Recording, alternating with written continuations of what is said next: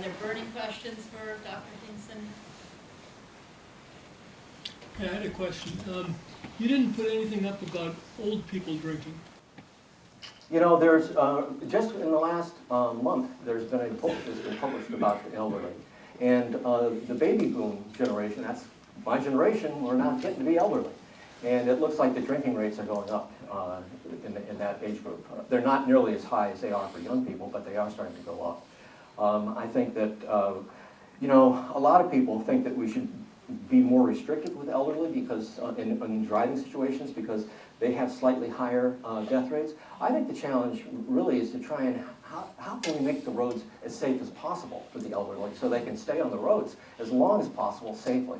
And so I think that we don't have evidence that there are specific laws targeting the elderly that will have a disproportionate effect on reducing their drinking and driving. But maybe we should regard the elderly as sort of, you know, like the canaries in the coal mines. They may be more sensitive to certain dangers, and we ought to be, in my view, we ought to be out there monitoring, make sure that their death rates don't go up, and try and do whatever we can to make roads safer for them, so that they can stay, they can still be independent as long as possible. I actually have a question. You showed those great graphs of the decline, really significant decline. And starting now as a starting point and into the future, what do you see as the primary thing that can continue that decline, or is there a goal that you know that's? Well, I certainly think that 2/3 of the world lives in countries that have blood alcohol legal limits of 0.05 or lower. So I think we lag behind on that. The other thing that's being worked on quite arduously right now is ignition interlock laws for first-time offenders. And Mothers Against Drunk Driving have partnered with, I think, something like 20 automobile manufacturers to work on ignition interlocks that will be so sensitive that they can be installed in all new vehicles.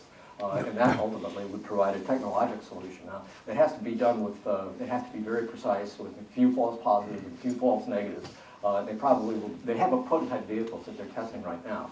They have one that uses a conventional breath testing, and then they have another transdermal. So like when people press the button, their ignition button to start it, or hold the steering wheel, they'll be able to detect whether they have a blood alcohol level of 0.08 or higher. So I think that that's the next wave. And the people that I know that have been attending the conferences on this say that they're moving on it actually much faster than they ever anticipated. Yes?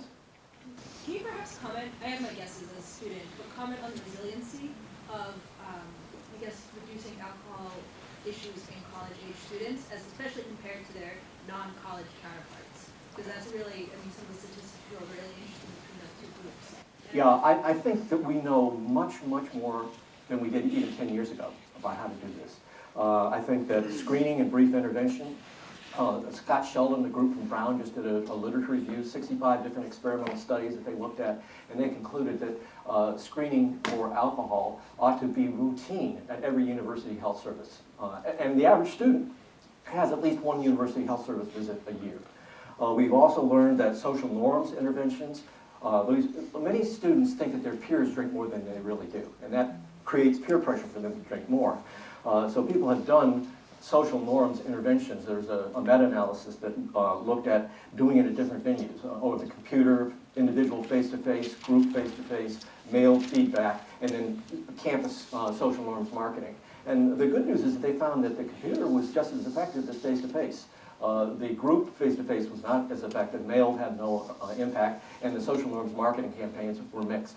But we are learning that. The most widely used program is called Alcohol EDU. Over 500 schools are using this as a computer-based educational program.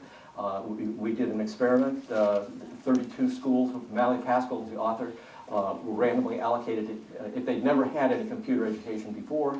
And they found, they interviewed them in the summer, then during the fall semester and in the spring semester freshman year. They found reductions during the fall semester in alcohol problems, but not in the spring semester. So they concluded, well, you know, we ought to try booster sessions, and the impact is not powerful enough that this can be a standalone program, which unfortunately in many college campuses, that's all they do. We had all of this information about policy changes that can be effective. And lastly, now we're getting the comprehensive multi-component community interventions that work at college campuses. So about 80% of college deans in a national survey were aware of the reports that our institute has put out on college drinking. But only about half had adopted an evidence-based intervention. And generally, the evidence-based interventions that they adopt are screening and brief intervention, but then generally, it's usually for the people who have disciplinary actions. So they're not doing it on a general public health-wide basis. So I think we've got the tools, and I think it can be done. I'm optimistic, and I think I think things got worse until around 2005, and now they're starting to get better. And they'd be getting even better faster if it wasn't for this problem of the overdoses and the combining of the painkillers and the sedatives with alcohol. So we've got some tools that I think can do it, but it's a matter now of mustering the will of the various colleges and universities and the communities in which they reside. The colleges can't do it alone. It has to be a collective effort. Yes? Do you have any particular recommendations for Barney Blarney Blowout? I'm Aren't lost. you from Massachusetts? My gosh. It's a sad tradition out here in the West where there's been some efforts to organize a drinking campaign in lieu of St. Patrick's Day before students go on spring break to try and have a blowout drinking fest that got a lot of news last year, and the campus is anticipating that there could be similar sorts of issues this coming year. I'm surprised that you're... Well, there was research that was done at Ohio State because they had similar problems. And there it was often when they were having Big Ten games, and there would be football riots and so on, and they've been able to use these multi-component community interventions to reduce that problem. But it's not just one day a year. I mean, it's all year long that they have to have these programs in place. So while maybe one needs to be particularly vigilant on days that you can designate it or appreciate it in advance will be problem days, we really need programs that are consistent all year round. Yes? I'd just like to hear your thoughts on the impact of the pro-alcohol for older people's health campaign that is very strong among doctors, and what impact that has on the attitudes toward alcohol in our college-age kids. Well, there are some cardiovascular benefits of very low doses of alcohol, but there are many other things that can be done that have even more cardiovascular protective benefit. So I think we have to be honest about it. We have to say, yes, there is a fact. But we know that alcohol is a very dangerous drug, and people can quickly become addicted to it, and that includes old people. So the cardiovascular benefits, by the way, don't kick in until you're around 45. So the young people who we're talking about here, they're getting killed by injuries and poisonings. So I think that if we are talking to young people, we got to talk about the things that are immediate that can happen to them in a day, and the consequences that they may encounter as a result of somebody else's drinking. That's where I think we have failed. I think we have not gotten young people to step up to the plate and say, look, I don't like having to clean up, or I would prefer to be able to study in peace and quiet, please. Or I don't want to be sexually assaulted by some intoxicated college student. I think that's where we have to put our effort.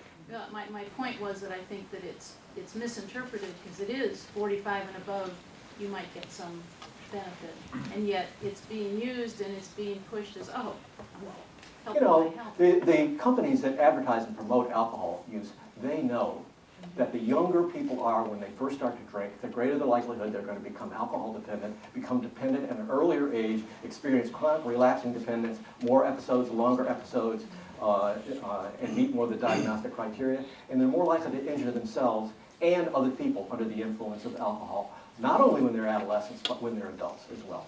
So they know if we can get them early, we got them. Well, I think that's why it's important for us to try to delay the onset of drinking as long as possible. The other thing is that it's not just alcohol. I mean, I think that we should be paying very close attention to what's going on with marijuana and the legalization of marijuana. Generally, young people who start at an early age to use some substance don't use just one. They'll use alcohol, tobacco, and other drugs. Same reward centers in the brain Nora Volkoff, the director of NIAAA, has a great article in the New England Journal of Medicine just a couple of months ago, where she said, you know, each of these substances may actually be considered a gateway for the other, because they all go together. People who start each of these things early are more likely to become dependent on all of them later in life. Yes? Thank you so much. To that end, I'm curious, I mean, we know among especially older adults, strong correlations between alcohol abuse and depressive illness or other sort of issues that may crop up in that developmental stage of life, widowhood, et cetera, that can contribute to that problem. In terms of the younger populations, you mentioned, for example, screening at campus health centers. You know, what do you think the role of integrated health and more sort of wraparound the U.S. Preventive Services Task Force recommends screening at every primary care visit, screening for alcohol. And I think that you're absolutely right. There is a correlation between alcohol misuse and depression and other mental illness, and certainly with drug use. So the challenge, I think, going forward is to learn how to not only be effective with alcohol. We've got many, many experimental studies show us that it's effective in primary care for alcohol. Very few showing it effective for drugs. So we've got to figure out how do we combine screening for both alcohol and drugs and do it effectively and efficiently. So that's, in my view, an important research agenda for the next decade. Yes? You mentioned that people become addicted to alcohol very quickly. I remember reading statistics that really caught my eye and certainly related to my own life with my members of my own family who became addicted to tobacco, that it only takes a couple of weeks to become addicted to tobacco. How does that compare with alcohol? I think they're comparable.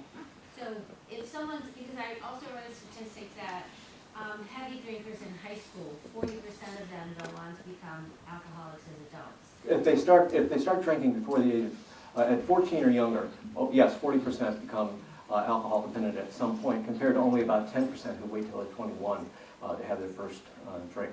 So you've heard the correct statistic. So because of this sort of correlation and also how it relates to my own experience with people that I know, I'm wondering. I mean, obviously this is a college campus, and you've talked about some general things relating to driving and drinking that apply to everybody. But how is this being put into effect at the lower ages before college? Because I think a lot of these young people are addicted before they get to college. Well, the good news is that there are educational programs that have been shown through experimental studies to be effective. And nationwide over the last decade, the age of drinking onset is decreasing. We are delaying the onset of drinking. And as you saw, the graph that I showed, binge drinking in particular on high school seniors has been cut in half since the early 1980s. So I think we are making progress. And that doesn't mean that we should be lulled into some sort of sense of security that we've solved the problem. We certainly haven't. We still have a long way to go, but we can and are making progress.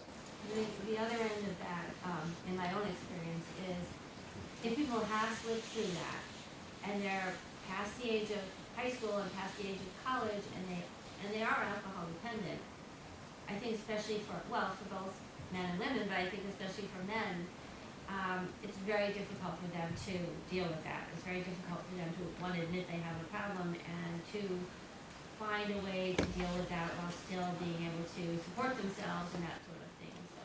Yeah, unfortunately, it's a problem that has a lot of stigma attached to it, and we have to work on. The good news is that a lot of people who now have these problems are becoming public. They're putting a face on it. They're not just going to Alcoholics Anonymous, but they're trying to put people like Patrick Kennedy, Chris Lawford Kennedy, and so on. Have written books, got parity legislation passed. So I think that the steps are being taken, but there's still a lot of work. Most people who meet alcohol dependence criteria don't go into treatment.